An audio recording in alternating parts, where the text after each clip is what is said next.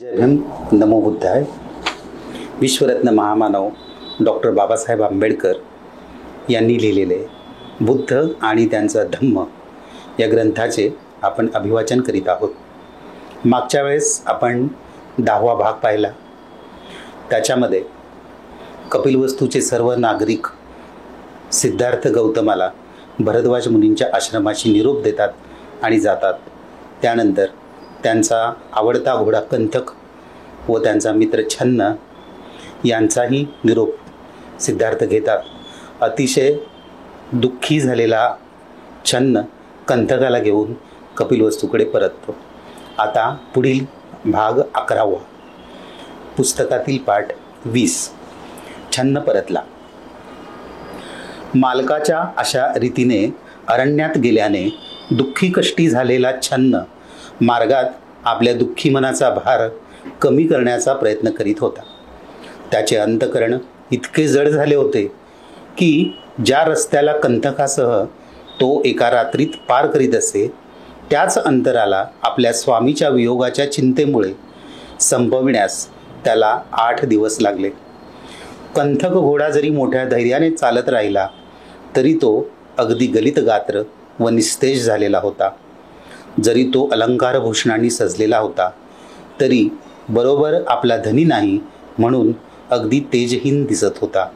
आणि ज्या दिशेला त्याचा मालक गेला होता त्या दिशेकडे वळून एकसारखी मान वर खाली करून केविलवाण्या सुरात तो खिंकाळत होता.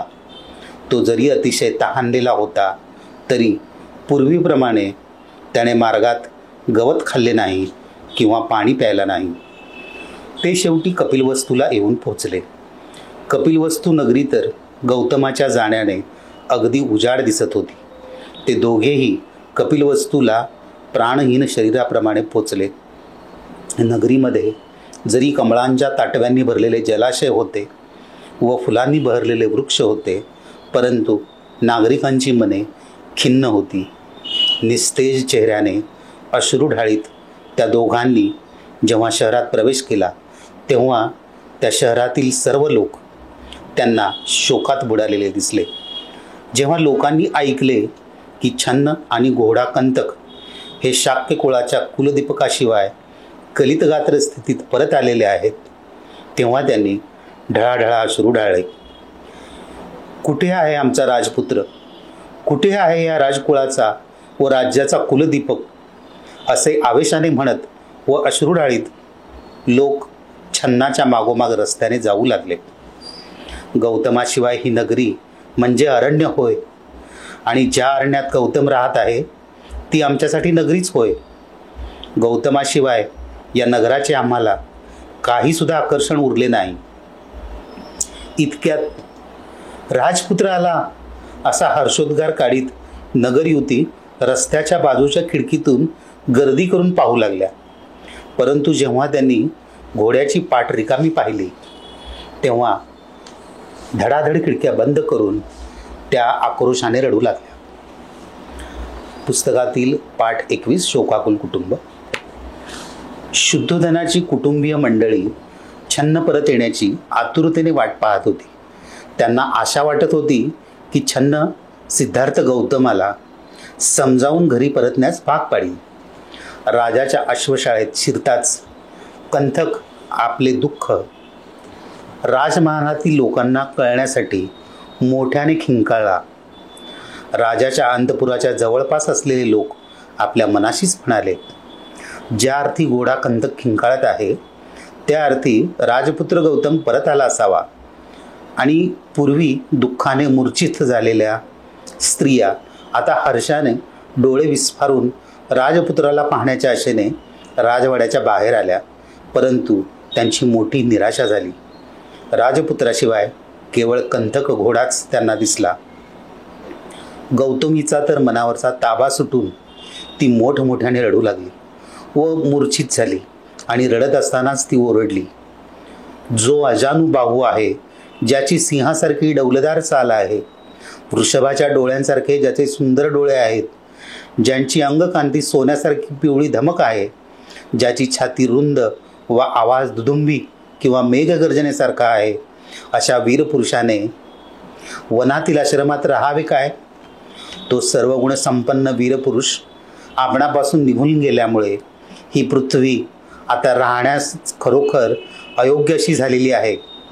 ज्याचे बोट सुंदर स्नायूंनी जोडलेले आहेत, नीलकमळासारख्या दिसणाऱ्या त्याच्या माथ्यावर चक्रचिन्ह धारण करणाऱ्या त्याच्या त्या सुकोमल 2 पायांनी तो खडकाळ प्रदेशात कसा बरे चालू शकेल? ज्याच्या शरीराला उंची वस्त्रे प्रावणे, सुगंधी अत्तरे व चंदनाने सजवलेल्या प्रासादाच्या गच्चीवर राहावयाची योग्यता आहे, तो पौरुष संपन्न देह अरण्यात थंडी, वारा, ऊन पावसाच्या माऱ्यामध्ये छत नसलेल्या अरण्यात कसा बरे राहू शकेल?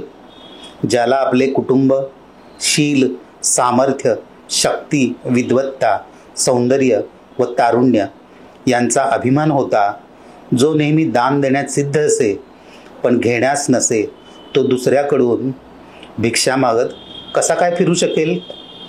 जो स्वच्छ सुवर्णशय्येवर झोपत असे आणि ज्याला वाद्यवृद्धांच्या नादमाधुर्याने जागी गेले जात असे, तो माझा तपस्वी उघड्या जागेवर केवळ एक वस्त्र पसरवून कसा काय झोपेल?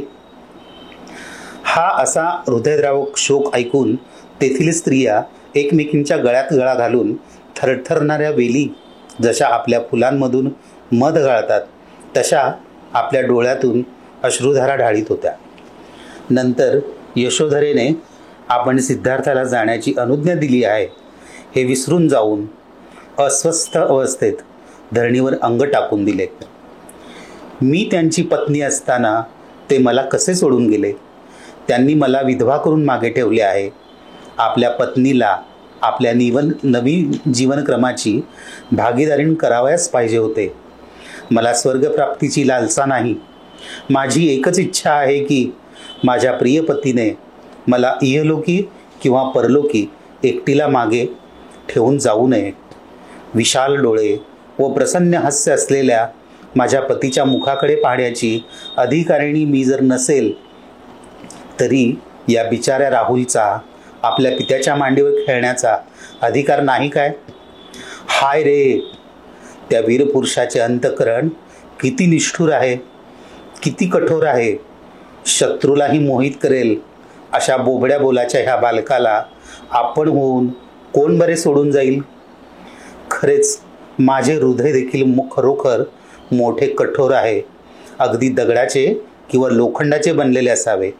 कारण माझ्या स्वामी अरण्यात जाण्याने व आपले सर्व राजवैभव एखाद्या पोरक्यासारखे सोडून देऊन गेले असतानाही या हृदयाला तडा गेला नाही. परंतु मी काय करावे? आता मला माझे हे दुःख असह्य झाले आहे. अशा तऱ्हेने दुःखाने बेभान होऊन यशोधरा एकसारखी आक्रंदत होती.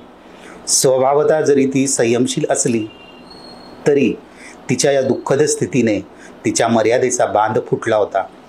अशा प्रकारे दुःखाने बेचैन होऊन मोठमोठ्याने आक्रंदत जमिनीवर पडलेल्या यशोधरेला पाहून सर्व स्त्रिया देखील मोठमोठ्याने ओरडू लागल्या आणि मोठाल्या कमळांवर पावसांच्या सरीचा मारा व्हावा तसा अश्रूंच्या नद्या त्यांच्या डोळ्यातून गालांवर वाहू लागल्या. छन्न आणि कंथक परत आले हे ऐकून आणि आपल्या मुलाचा दृढनिश्चय समजताच दुःखित होऊन राजा शुद्धोधनाच्या मनावर मोठा आघात झाला. दुःखविभळ झालेल्या शुद्धोधनाला सेवकांनी सावरून धरले. तेवढ्यात त्यांनी अश्रूंनी डबडबलेल्या डोळ्यांनी त्या घोड्याकडे पाहिले आणि जमिनीवर अंग टाकून तो जोरजोराने रडू लागला. त्यानंतर शुद्धोधन उठला आणि मंदिरात गेला. त्याने तेथे प्रार्थना केली आणि पूजा अर्चा करून आपला मुलगा सुरक्षित परत यावा म्हणून आराधना केली. अशा प्रकारे आम्ही दुःखी, कधी रे आम्ही त्याला पुन्हा पाहू असे म्हणत शुद्धोधन, गौतमी आणि यशोधरा आपले दिवस कंठू लागले. जय भीम, नमो बुद्धाय. आज आपण पुस्तकातला भाग पहिला संपवलेला आहे आणि आपला अभिवाचनाचा 11वा भाग संपवलेला आहे. पुढील 12व्या भागात आपण पुस्तकातील दुसरा भाग सुरू करणार आहोत. जय भीम, नमो बुद्धाय.